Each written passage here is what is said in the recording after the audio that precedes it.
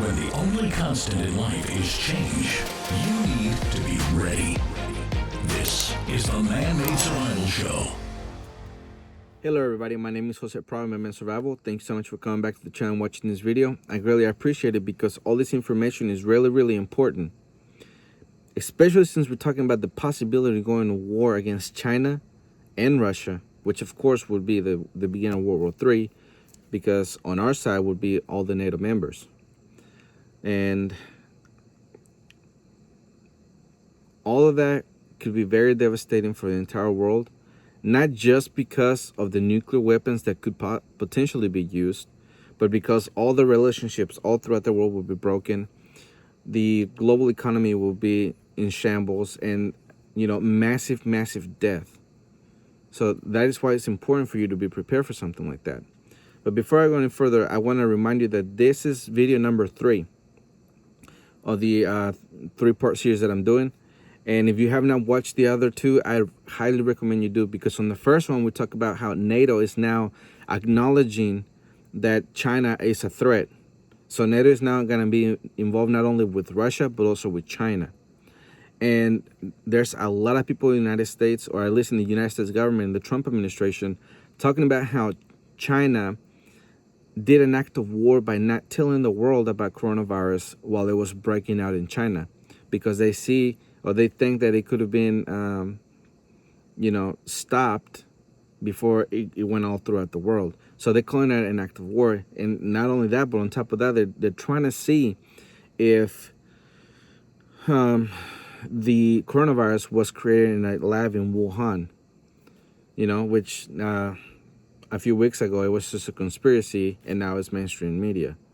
But anyways, on the second video, we talked about how China is having a lot of influence throughout the world, not just in the continent of Africa, with the Belt and Road Initiative, in the Middle East also, but in our hemisphere, in South America with El Salvador, with Venezuela and Mexico. So I also showed a video of a lieutenant, or a colonel, that defected from Russia. He came to the United States. He got security, for information, and he pretty much told the American people how Russia planned on attacking the United States. And one of those was how they would send scientists, tourists, and businessmen that would suddenly turn into soldiers, and they would attack.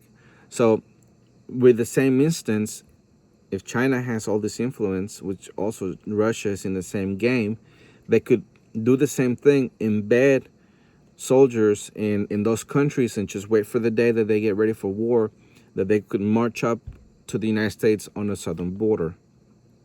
So that's why it's important for you to be ready for something like this. And this is the reason why I wrote this book. It's called Preppers Secrete Cache. You can go to www.preppersecretcache.com and you can order it from there, and you can get a lot of information on this, because I wrote a bunch of other things that is going on right at this moment, like the water shortage, the food shortages. Now they're talking about there could be water shortages and a bunch of other things, and also nuclear war. Let me read you a paragraph out of the book that talked about nuclear war. Nuclear war nowadays is just a sanction or territorial dispute between the most powerful nuclear powers on the planet away. The president of China, Xi Jinping, gave a speech to his entire military in 2018, urging them not to worry about dying for their country and to be battle ready at a moment's notice. Russia held their biggest military exercise with Chinese participation in 2018, and Russia also plans on having thousands of drills in 2019 alone. NATO also has done major military exercise to prove that they can take on any military threat in Europe. The world is full of flashpoints, so it would be wise to prepare before the beginning of World War III. And I want to point out that this coronavirus pandemic has pretty much, stretched out and is going very slowly. First lockdowns, then panic buying, then shelves are empty. Now the economy is in shambles. A lot of people unemployed, over 24 million now. I think it's 26 million. Now we're seeing food shortages because food plants are closing.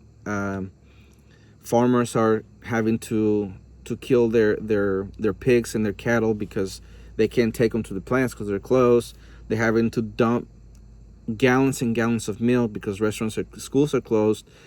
Farmers have to leave their vegetables and stuff on the ground and use it as mulch for next year's harvest because nothing is open.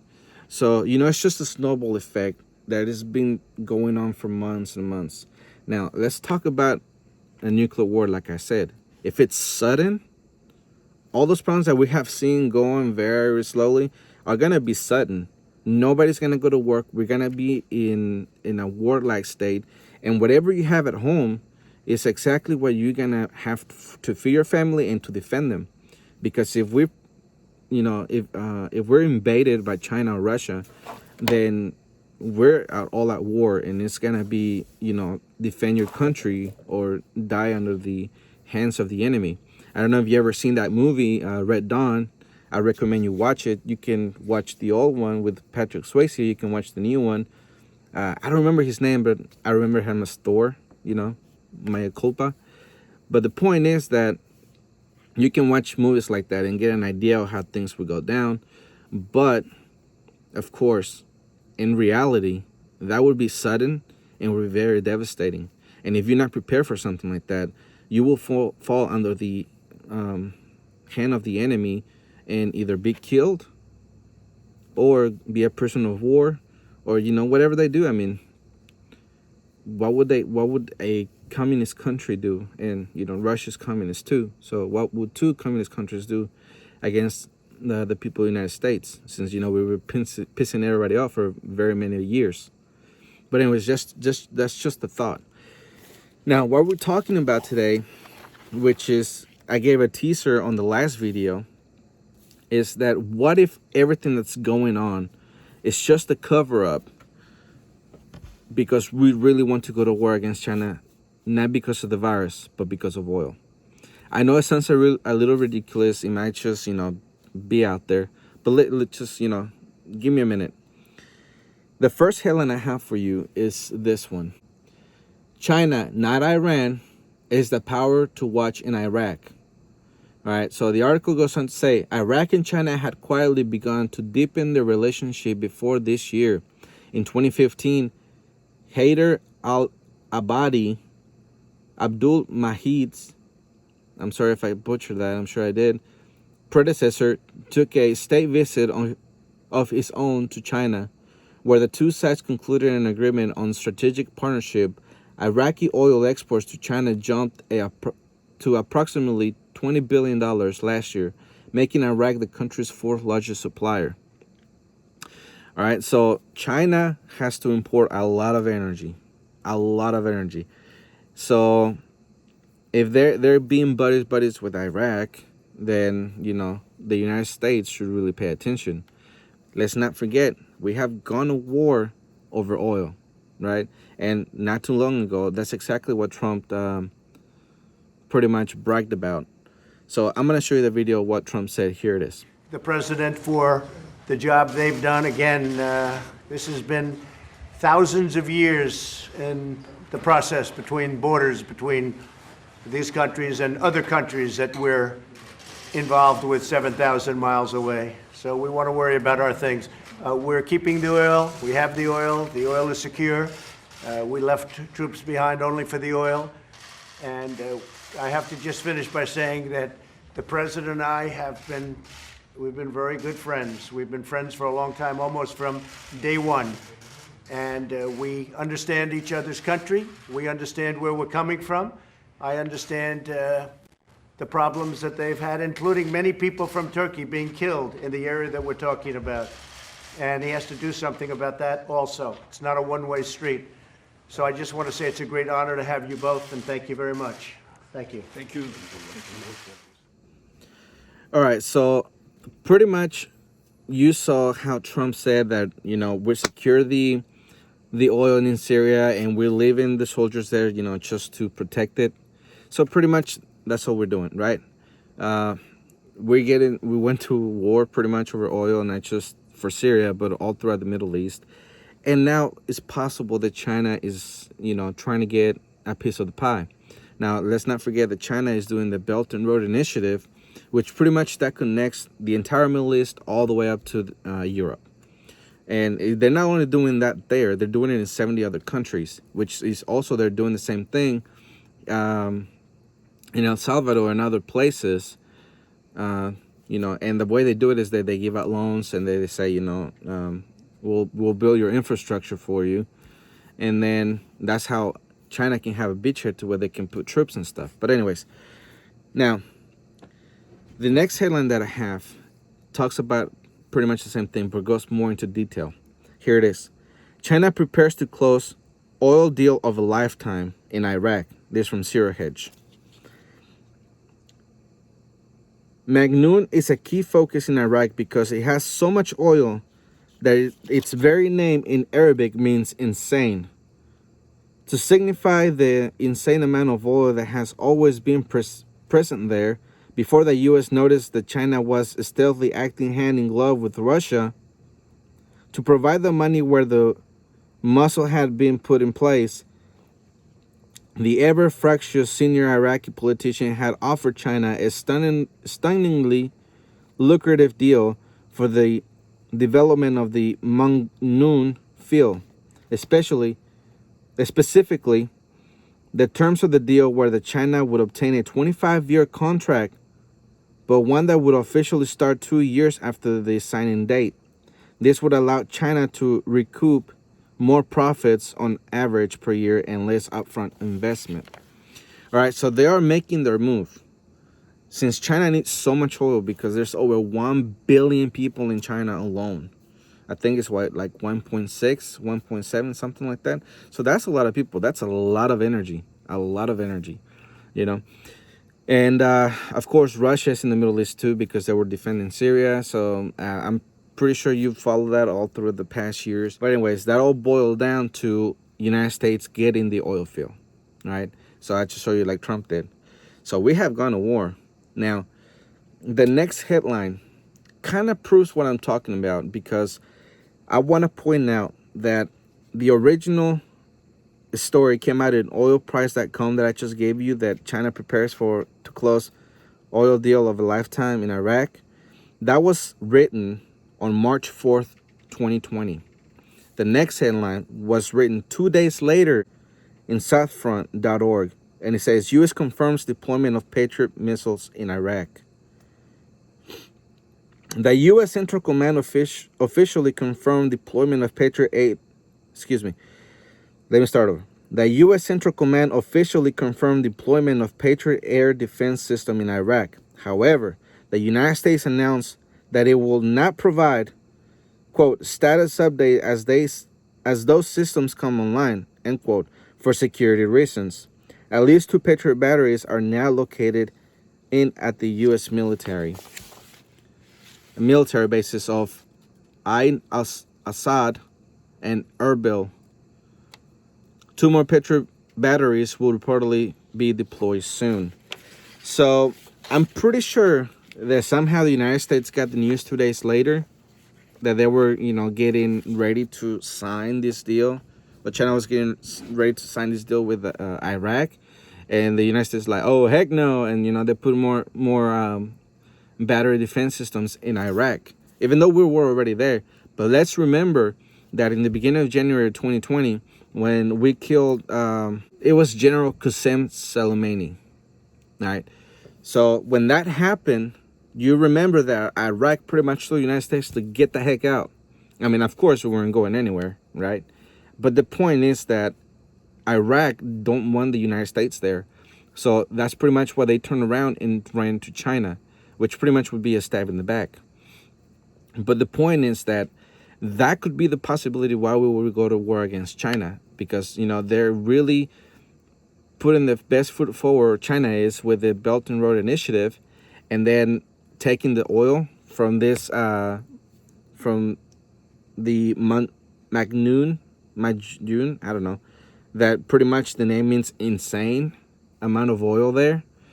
So, of course, something the United States is going to be, interested in, which could possibly be the reason why we might go to war against them. I mean, among many other things, because we have the trade war going on now, the coronavirus, and everything has been said. But what if, it's just food for thought. Now, let's get into the preparedness of this. Right now, you have the opportunity to go ahead and get all your preps ready, because right now we have a crap has hit the fan scenario. And like, we really, really do. Because even though this pandemic wasn't such a big devastating, the virus itself, as people initially thought, and then, they're saying, well, never mind, it really is that bad, but then maybe it isn't. I mean, they still don't know all about it, they're saying. But not only that, it has created an economic collapse, or, going there. If the Fed did not pump so much money, this would have collapsed already. All right, we probably wouldn't be sitting here. There would be a lot of riots out there. Now, there's protests going on about wanting to reopen, and then people are starting to totally ignore the whole social distancing, and people in California going to the beach, and they're telling, or not telling, but they're completely ignoring the governor there, saying he's pleading go back home, social distance, all that stuff. And then now in Florida, the same thing. People have been going to the beach. Then there's 16 other states that say they're just gonna go ahead and reopen. Georgia was the first one to do so. So that is going on. But because of the lockdowns, we have the food shortages. There's about 8 food plants closing now. And now it has come out that the USDA inspectors have come down with the coronavirus. So now they thinking, should we send them or not? And what if the other inspectors, they don't want to show up for work, they don't want to go inspect the remaining food processing plants that are open, to make sure that everything's being done properly, since we're in a pandemic. So what happens if they don't show up for work? Does the USDA just go ahead and shut them down, since they cannot inspect the workplace to make sure that the coronavirus is not being transmitted in food packages, and then ship that all throughout the nation? Or do the food plants, do they just go ahead and sell the stuff, and they try to follow the guidelines as they know best, but would you be okay knowing that no one's inspecting anything, and that you could possibly get something that's poison, well, not poison, but infected with the coronavirus? So that's what I'm saying. That this coronavirus has brought this all in a long period of time, compared to a nuclear strike, that it's sudden, and the whole entire world would stop, especially if it happened in the United States, So this is your opportunity to get all your prepping ready. I have been saying that as far as the Amendment Survival community is concerned, we are on the red. And on red, you have to get your full self-sustaining system going. You have to grow your chicken, or not grow your chickens, but you have to farm your chickens. If you don't have any, to go find some. You gotta get some rabbits, ducks, goat, whatever you might eat. I mean, mainly people only eat chicken and sometimes rabbits. But you gotta get your chickens for your eggs. You get your protein with your meat, and you gotta go ahead and put your if you're able to, go ahead and put your seeds on the ground, so that you can start growing a garden. Because a plant doesn't produce food in a week. It takes several weeks. Even sometimes even a couple months before you get some food out of the ground. So in the meantime, while there's still food on the shelves at the grocery store, when that starts going down and people start panicking, you don't have to, because you have food at home that you have stocked up. You have food on the ground growing. There's gonna be your resupply. You have your chickens. They're giving you egg. They're gonna be giving you eggs every day. And remember, if you don't have chickens already, they take about a couple, 3 to 4 months, something like that, to go ahead and give you eggs and be old enough to where you can kill them, or you can process them to eat. So all of this takes a long time. So if you're not doing it already, or at least practicing on doing it, if we go to war and there's suddenly a nuclear strike in the United States, you won't, it's gonna be too late for something like that. So that's why it's important to go ahead. If you're able to practice, shooting, you can go ahead. If you don't want anybody to know, since everybody's home, that you have guns, then that's cool. You also have to watch your neighbors. You have to watch people at church. Don't talk about your preps. That's the most important thing. I'm not saying don't help people, but you can always help through a church, a food bank, or any other organization that will take donations, and then that's how you can help others instead of you telling the entire world what you got. But anyways, my name is Jose Pro Amendment Survival, and remember, always ready.